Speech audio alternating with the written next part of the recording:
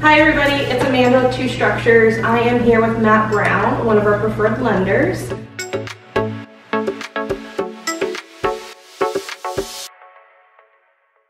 Matt, can you tell us how long you've been a lender for? So I started back in this business in 2001 for the first time. So as you can imagine, it was a much different environment back then. But I did that, just started there for a long time back in Norman.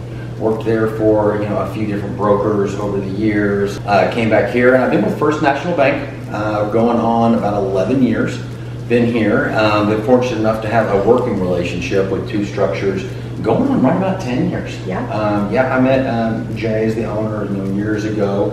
I actually, I got introduced to Two Structures when one of my closest friends bought one of your homes. It's been a wonderful working relationship ever since. It's something I'm very proud, quite frankly, to be associated with. Cool, thank you.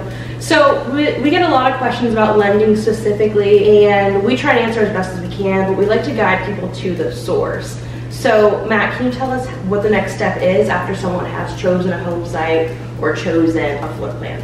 So the best way is obviously to just get the ball rolling. And the way that we can do that, luckily technology is taking us to a place where so much of this can be done either on your phone or on a computer or tablet. But you go to my online application. Now, my door is always open, whether it's a phone call, a text, or an email, if you want to have questions before, during, or after this process. But generally the next step is to just get that application started. When that is submitted to me, it gives me the opportunity to do a full evaluation. And then that opens up for me all the different options. We have access to every major loan program that's out there. And once that application is filled out, that defines for me where everything's going to fit. Everything has different qualifications. This makes more sense. This makes more sense. And generally get a couple options together. Then me and the home buyer get a chance to speak, work through those options, and see what's the best fit for them and their family.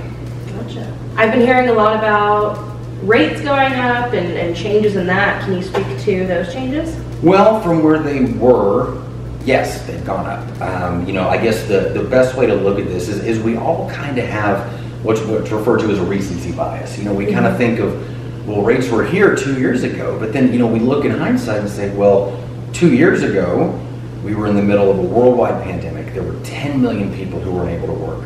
And it takes those kind of economic catastrophes to cause rates to go that low. And, the way that I describe it to people all the time, because they'll hear, oh, well, I had a friend who was able to get a 30-year 2.75 or 2.75. And although that is great for that individual, when stuff like that's happening, it's the symptom of a sick economy, that there's issues and they're trying to rebound. And luckily, we're kind of, for the most part, on the other side of that. And with that, things begin to normalize.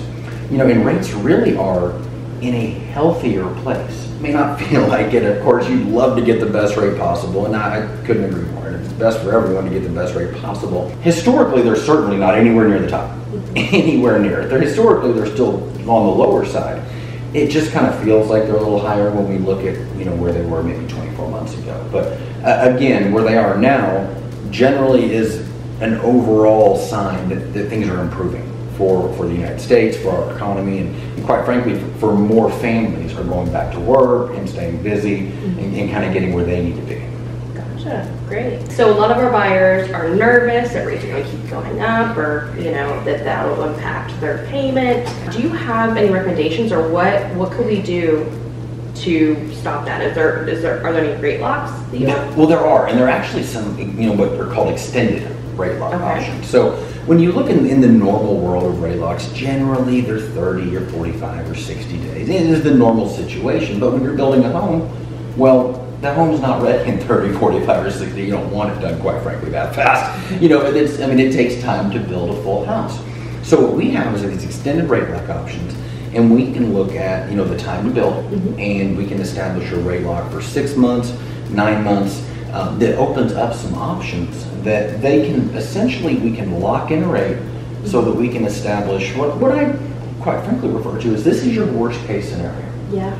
We know it's not getting any worse than this. And with those rate lock options, we also have what it's referred to in our business as a float down, but really what that means is when you get closer to closing, we're going to evaluate the market again. And if rates are better, you're not going to be stuck with that high rate. We'll come down and we'll meet wherever the market is at that time. But you know, it makes the home buyer feel a little more certainty, a little more comfort, knowing that, okay, I've locked in X number. Yeah. So in our business, we do have the option of what's called floating the rate down as we get closer. So it is, again, we've established our worst case scenario. And if rates do, for one reason or another, keep climbing and climbing and climbing, well, the home buyer's not going to be subject to that climb. They've already locked something in. On the flip side, if rates do improve, they can improve their rate. So it's really a win-win for them. Well, that's great.